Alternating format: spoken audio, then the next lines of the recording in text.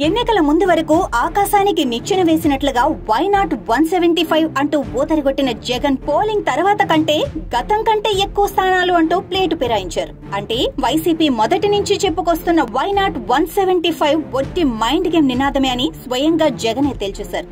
అయితే ఇప్పుడు why not Pulivendula అంటూ ఆ నియోజకవర్గం నుంచి జగన్ కు ప్రత్యర్థి తెలుగుదేశం అభ్యర్థి అయిన బీటెక్ రవి ధీమాగా చెబుతున్నారు.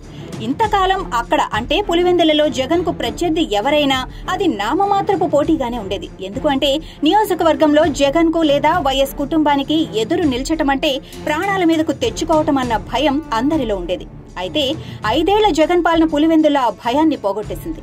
సొంత మనుషులే ఆయన తీరు పట్ల అయిష్టతతో అసంతృప్తితో ఉన్నారు. దానికి తోడు వైఎస్ కుటుంబమే నిట్టనిలువుగా చీలిపోయింది. జగన్ తల్లి చెల్లి కూడా జగన్ శిబిరంలో లేరు.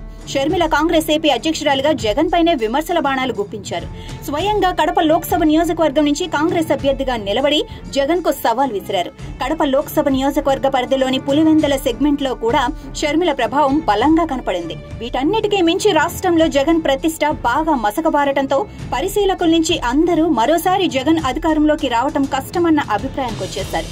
ఈ నేపథ్యంలోనే పులివెందుల నియోజకవర్గంలో కూడా జగన్ గాలి పోయినట్లు కనిపించింది.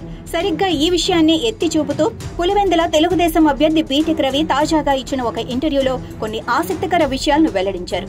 పులివెందులలో పోలింగ్ అనగానే ఇప్పటి వరకు ఏకపక్షంగా జగన్ కు అనుకూలంగా జరిగేదని, కానీ ఈసారి మాత్రం జగన్ వర్గీయులే తనకు రాయబారాలు పంపారని బీటెక్ రవి ఆ ఇంటర్వ్యూలో చెప్పారు. అనవసరంగా మనం గొడవలకు దిగద్దు, ఎన్నికలలో దౌర్జన్యాలకు తాము దూరంగా ఉంటాం, మీరు కూడా పోలింగ్ ప్రశాంతంగా జరిగేలా సహకరించాలి అంటూ రాయబారాలు చేశారని బీటెక్ రవి చెప్పారు.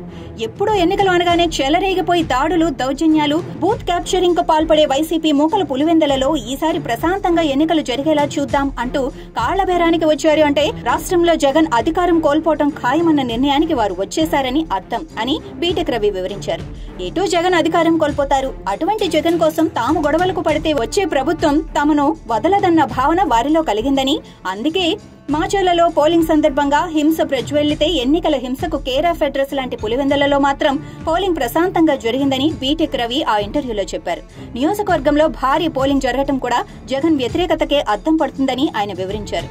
గతంలో జగన్ భయంతో ఓటు వేయడానికి ముందుకు రాని వారంతా ఇప్పుడు ధైర్యంగా పోలింగ్ బూతులకు వచ్చి ఓటేశారని, అందుకే పులివెందులలో తన విజయంపై ధీమాగా ఉన్నానని ఆయన చెప్పారు. గతంలో ఎన్నడూ తెలుగుదేశం తరపున ఏజెంట్లుగా పోలింగ్ బూత్లో కూర్చోవటానికి ఎవ్వరూ ముందుకొచ్చే పరిస్థితి ఉండేది కాదని, ఈసారి మాత్రం తెలుగుదేశం తరపున ఏజెంట్లుగా రావడానికి పోటీలు పడ్డారని, అదే పులివెందులలో జగన్ సీన్ అయిపోయిందని చెప్పడానికి తార్కాణంగా రవి ఉదాహరించారు. అంతేకాకుండా పోలింగ్ 2 రోజుల ముందు ఢిల్లీ నుంచి ఎన్నికల కమిషన్ అధికారులు కడపలో పర్యటించి అల్లర్లకు పాల్పడితే ఉపేక్షించబోమని గట్టిగా హెచ్చరించడం కూడా స్థానిక వైసీపీ నేతలను వెనక్కి తగ్గేలా చేసిందన్నారు.